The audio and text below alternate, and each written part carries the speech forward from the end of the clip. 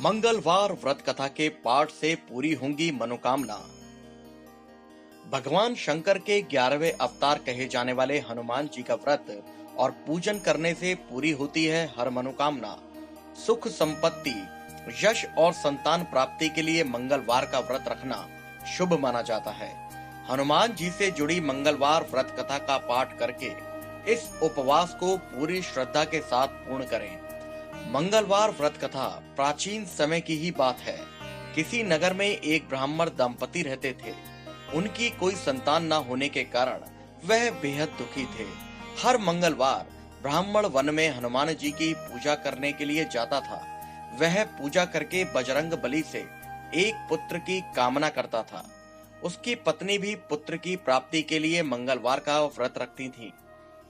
वह मंगलवार के दिन व्रत के अंत में हनुमान जी को भोग लगाकर ही भोजन करती थी। एक बार व्रत के दिन ब्राह्मणी ने भोजन नहीं बनाया और ना ही हनुमान जी को भोग लगा सकी।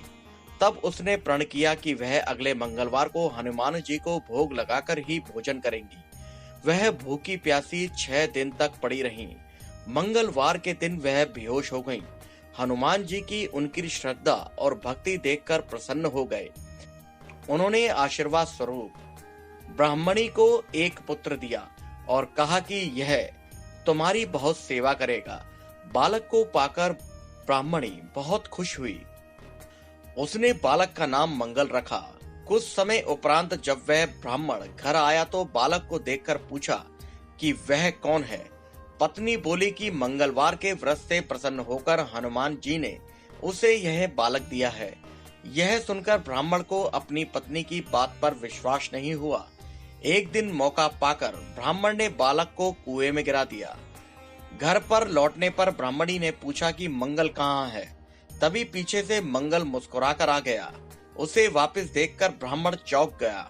उसी रात को बजरंग बली ने ब्राह्मण को सपने में दर्शन दिए और बताया कि यह पुत्र उन्होंने उसे दिया है।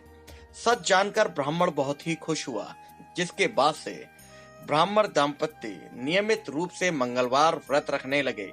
मंगलवार का व्रत रखने वाले मनुष्य पर हनुमान जी की हमेशा अपार कृपा बनी रहती है।